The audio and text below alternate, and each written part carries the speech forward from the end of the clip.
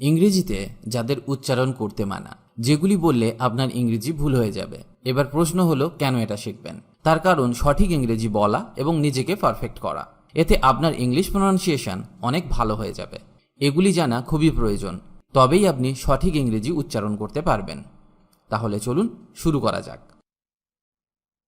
ইংরেজিতে কিছু লেটার আছে যাদের উচ্চারণ করা হয় না, এদেরকে সাইলেন্ট লেটার্স বলে। যেমন B, C, D, G, H, K, L, N, P, S, T, U, W. এই এতগুলি লেটার্সকে উচ্চারণ করতে মানা। আরও আছে, তবে আজকে আমি এগুলিই শেখাবো। নিশ্চয়ই ভাবছেন যে প্রায় সবই তো বাদ হয়ে গেল, তাহলে উচ্চারণ করবেন কি বা ইংরেজি বলবেন কি করে? ভয় নেই, কারণ এদের না উচ্চারণ করার একটা নিয়ম আছে। আজকে আমরা সেটাই শিখব। সাইলেন্ট বি মানে কখন বিকে উচ্চারণ করা হয় না। আমি কতকগুলি উদাহরণ তুলে ধরার চেষ্টা করছি। যেমন ল্যাম, LAMB, এখানে বি এর উচ্চারণ হবে না। ল্যাম মানে ভেড়ার বাচ্চা বা ভেড়ার ছানা। The lamb was killed by the wolf. The lamb was killed by the wolf, ভেড়ার বাচ্চাটি মারা গিয়েছিল নেকড়ের দ্বারা। কম, COMB, এখানে বিটা উচ্চারণ হবে না। এর মানে চিরুনি বা চিরুনি দ্বারা আঁচড়ানো। I have to comb my hair. I have to comb my hair, আমাকে আমার চুল আঁচড়াতে হবে। ডেট, DEBT, এখানে বি এর উচ্চারণ হবে না। ডেট মানে ঋণ। I have a debt to pay. I have a debt to pay, আমার একটি ঋণ আছে, পরিশোধ করতে হবে। সাইলেন্ট সি, যেমন সেন্ট, SCENT, এখানে সি এর উচ্চারণ হবে না। সেন্ট মানে সুগন্ধ। The air was filled with the scent of roses, গোলাপের সুগন্ধে বাতাস ভরে উঠল। সিন, SCENE, এখানে সি এর উচ্চারণ হবে না। সিন মানে দৃশ্য বা নাট্যমঞ্চ। The artist drew the scene from memory, শিল্পী স্মৃতি থেকে দৃশ্যটি এঁকেছিল। সায়েন্স, SCIENC, এখানেও সি এর উচ্চারণ হবে না। সায়েন্স মানে বিজ্ঞান। Some people think that chess is a science. Some people think that chess is a science. কিছু লোক মনে করেন দাবা একটি বিজ্ঞান। সাইলেন্ট ডি, যেমন জাজ, JUDGE, এখানে ডি এর উচ্চারণ হবে না। জাজ, জাজ মানে বিচারক। A blind man can not জাজ colours. A blind man can not জাজ কালার্স, একজন অন্ধ মানুষ রং বিচার করতে পারে না। ব্যাজ, BADG, এখানে ডি এর উচ্চারণ হবে না। ব্যাজ মানে তগমা বা পরিচয় চিহ্ন। We wore the school badge on our coats, আমরা আমাদের কোটে স্কুল ব্যাজ পরে থাকি।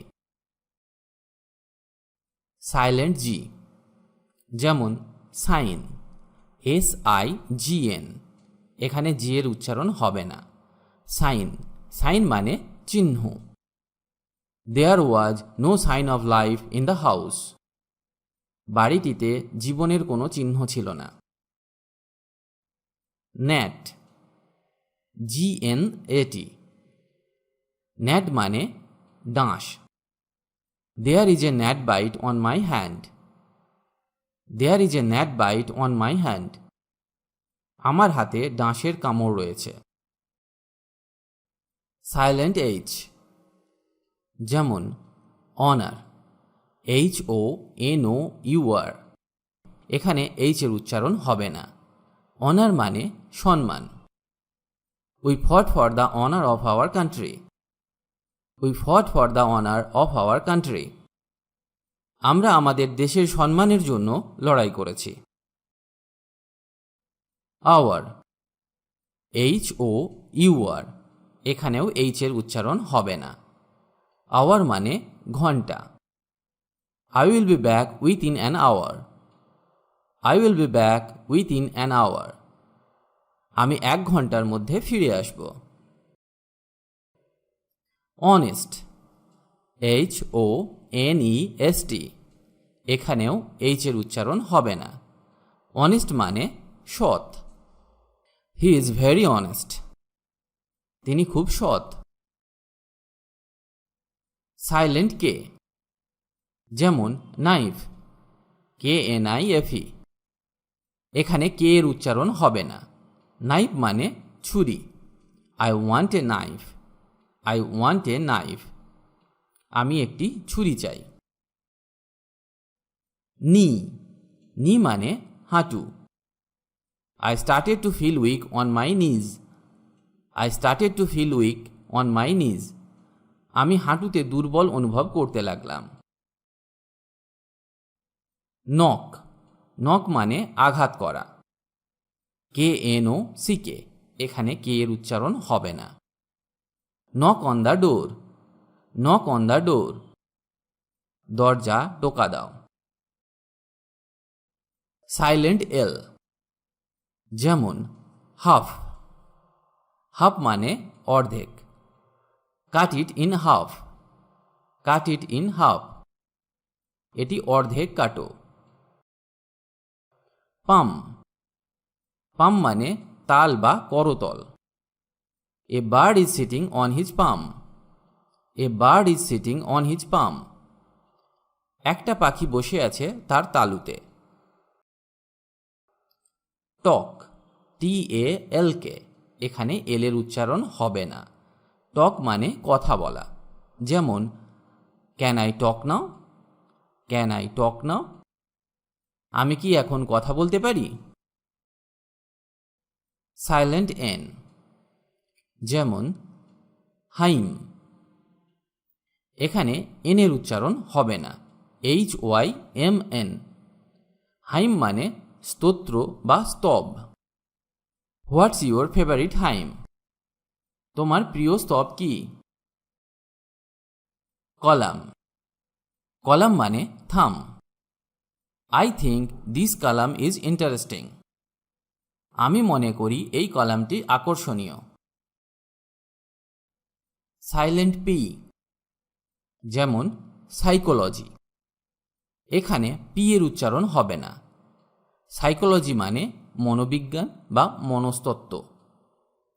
মাই mother is a psychology teacher, my mother is a psychology teacher, আমার মা একজন মনোবিজ্ঞানের শিক্ষক। নিউমোনিয়া, এখানে পি এর উচ্চারণ হবে না। নিউমোনিয়া মানে এক প্রকার রোগ। যেমন my wife is suffering from pneumonia, my wife is suffering from pneumonia, আমার স্ত্রী নিউমোনিয়ায় ভুগছে। সাইলেন্ট S, যেমন আইল্যান্ড মানে দ্বীপ। Japan is an island country, Japan is an island country, Japan একটি দ্বীপ দেশ। সাইলেন্ট T, যেমন ম্যাচ, MATCH, এখানে টিটা উচ্চারণ হবে না। ম্যাচ মানে ক্রীড়া প্রতিযোগিতা বা মানানসই হওয়া। ক্যাচ, CATCH, ক্যাচ, এখানেও টিটা উচ্চারণ হবে না। ক্যাচ মানে ধরা বা বুঝতে পারা। সাইলেন্ট U, গেস মানে অনুমান করা। গেস্ট, GUEST, এখানে ইউ এর উচ্চারণ হবে না। গেস্ট মানে অতিথি। সাইলেন্ট W, অ্যান্সার মানে উত্তর। সোড মানে তলোয়ার। সাইলেন্ট GH, এবার আমরা শিখব কোথায় GH এর উচ্চারণ হয় না। যেমন ফাইট, FIGHT, এখানে GH এর উচ্চারণ হবে না। ফাইট মানে যুদ্ধ। আবার লাইট, LIGHT, এখানেও GH এর উচ্চারণ হবে না। লাইট মানে আলো। আমি মাত্র কয়েকটি সহজ উদাহরণ দিয়ে আপনাকে বোঝানোর চেষ্টা করলাম। এরকম আরও অনেক আছে যেগুলি আপনাদের অবশ্যই শেখা উচিত, তাহলে আপনি সঠিক প্রোনাউন্সিয়েশন শিখতে পারবেন। আজ এই পর্যন্ত, আবার দেখা হবে নতুন কোনো টপিক নিয়ে। খুব সহজে ইংরেজি শিখতে আমাদের চ্যানেলটি সাবস্ক্রাইব করে রাখুন, কারণ আমরা নিয়মিত নতুন নতুন ইংরেজি বিষয়ক ভিডিও নিয়ে আসি, যাতে আপনি ভালোভাবে ইংরেজি শিখতে পারেন। পারলে ভিডিওটি আপনার বন্ধুদের সাথে শেয়ার করুন, আর অবশ্যই কমেন্ট করে জানান কেমন লাগছে আমাদের ভিডিওগুলি, বা আপনার কিছু প্রয়োজন থাকলে আমাদেরকে জানাতে পারেন কমেন্ট করে। ভালো থাকুন আর আমাদের সাথে ইংরেজি শিখতে থাকুন।